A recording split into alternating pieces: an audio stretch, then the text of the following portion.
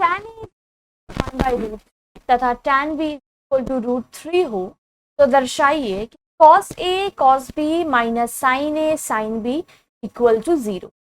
If tan A is equal to 1/√3 and tan B is equal to √3, then show that cos A cos B minus sin A sin B is equal to 0.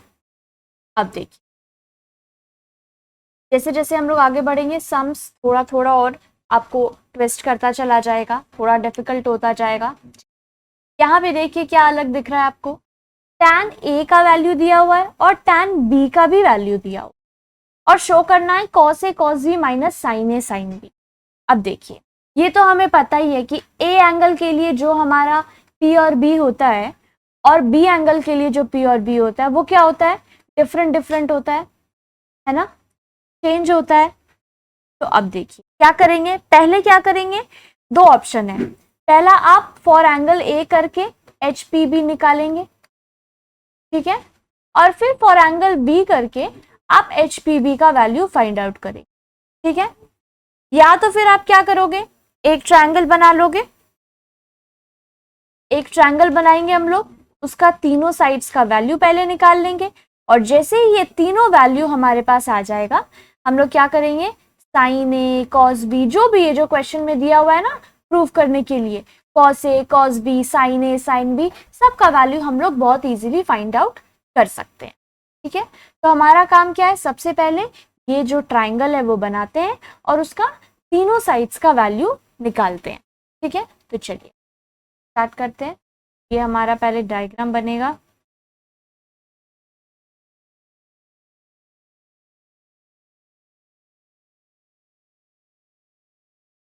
क्या दिया हुआ है question में, tan A और tan B का value, ठीक है। तो मान लीजिए नाम देना होगा ना इसको,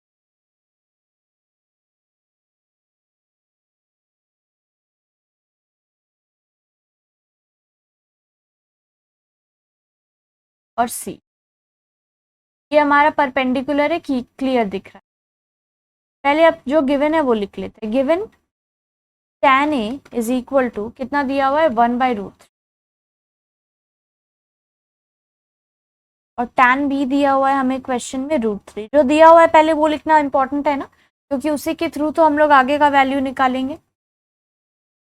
तो देखिए ये जो tan A है, अब अगर हम लोग डायग्राम पे जाए, एंगल A को जब हम लोग कंसिडर करेंगे तो हमारा बेस क्या होगा, AC, और हमारा परपेंडिकुलर क्या होगा, अगर जब हम लोग एंगल A को कंसिडर कर रहे हैं किसके ऊपर बेस्ड है, AC, और परपेंडिकुलर है BC, और हाइपोटेनस तो हमारा AB है ही, ठीक है। तो tan A हमारा होता है P/B, राइट। तो यहाँ पे परपेंडिकुलर क्या दिख रहा है, BC है ना परपेंडिकुलर, और बेस क्या है AC, तो वही लिखेंगे हम लोग यहाँ पर। ये पता है हमें P/B होता है, तो यहाँ पर परपेंडिकुलर है BC बाई AC, और tan B के हिसाब से देखिए P/B, तो B एंगल को जब हम लोग कंसिडर करेंगे, ये देखिए जब हम लोग B एंगल को कंसिडर कर रहे हैं तब हमारा बेस क्या हो जा रहा है, BC, और हमारा परपेंडिकुलर क्या है, AC, डिफरेंट हो जा रहा है।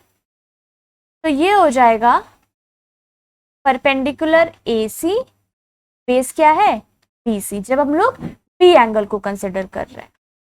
अब देखिए now tan A is equal to P/B is equal to BC/AC is equal to 1/√3। ठीक, इसके जस्ट पहले ये हमारा नंबर 9 है ना, नंबर 8 हम जो किए हैं सेम चीज हम लोग किए हैं, ठीक है। बस P और B की HPB यहाँ पे ना लिखे, हम लोग क्या करेंगे, AC BC इसका यूज करेंगे।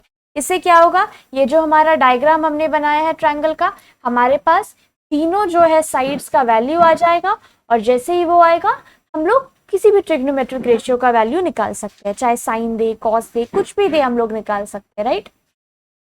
तो यहाँ पर अब हम लोग क्या करेंगे, इक्वल टू के लेट कर लेंगे, ठीक है। मैं ये 1/√3 वाली वैल्यू ले, तो जैसे ये लिया हमारे पास क्या आ गया, BC is equal to 1 into K, जिसका मतलब K है सिर्फ, और AC इक्वल टू क्या हो गया, √3 टू K, ठीक है। अब क्या करेंगे, AC निकालना है हमें, सॉरी AB निकालना है हमें, हाइपोटेनस निकालना है। ये देखिए डायग्राम की तरफ के हिसाब से BC AC हमारा आ गया, हमें क्या निकालना है, AB निकालना है, हाइपोटेनस। तो यूजिंग पाइथागोरस थ्योरम लिखेंगे हम लोग।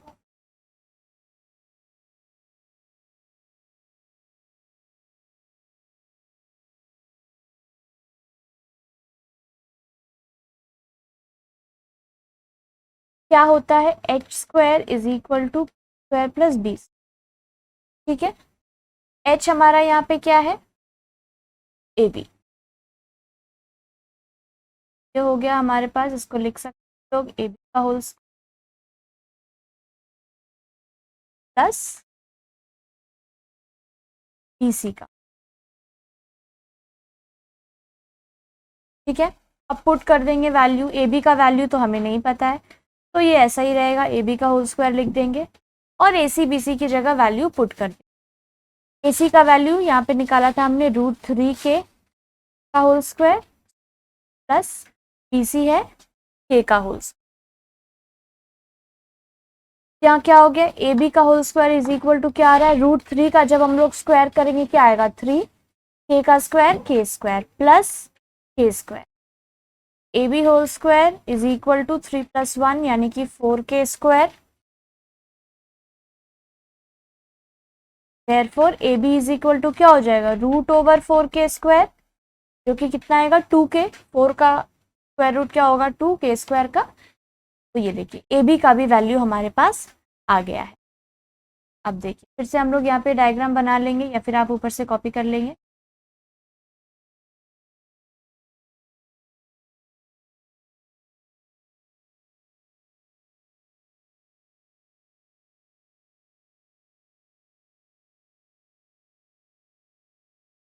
ये देखिए डायग्राम बनाती हूँ, नाम एकदम वही लिखना है, ठीक है, जो ऊपर लिखा था C पर AB। अब AB हमारे पास आ गया है 2k,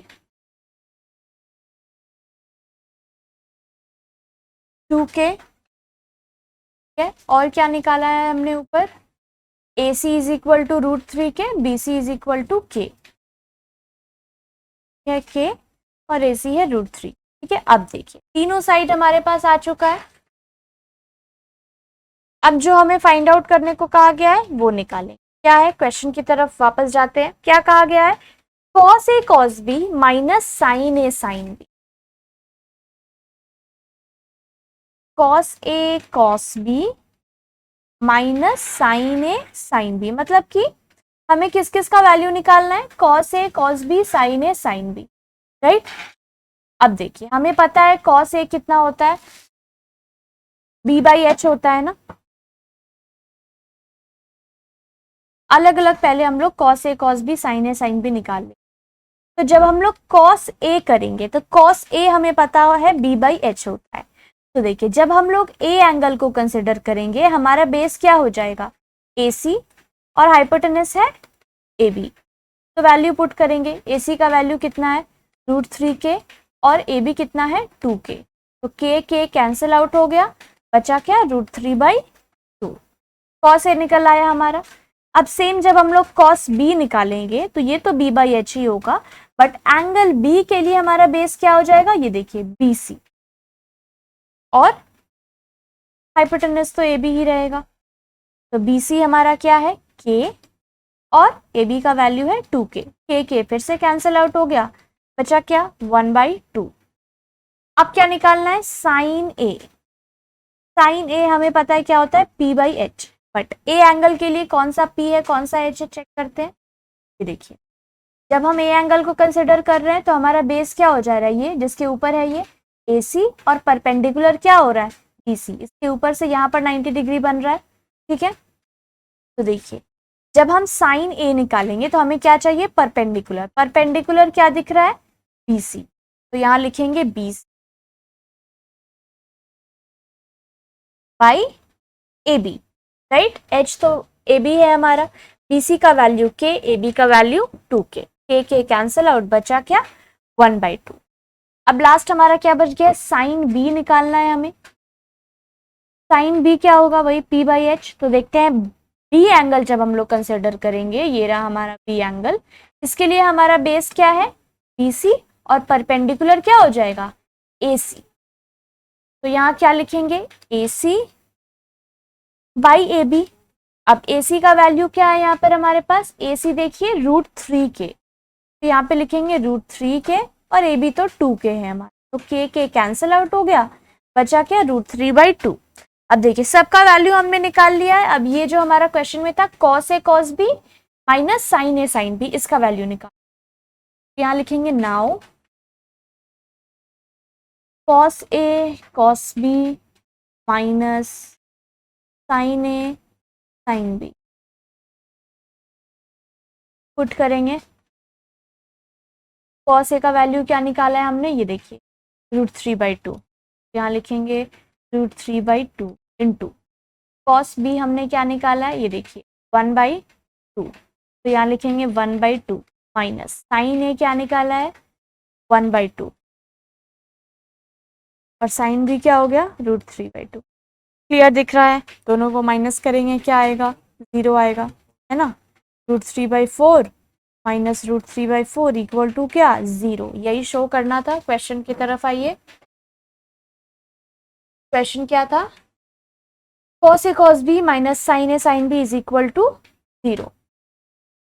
ठीक है, आ गया हमारे पास 0, यहाँ पे लिखेंगे LHS इक्वल टू दिस 0, जो कि हमारा इक्वल टू क्या है, RHS।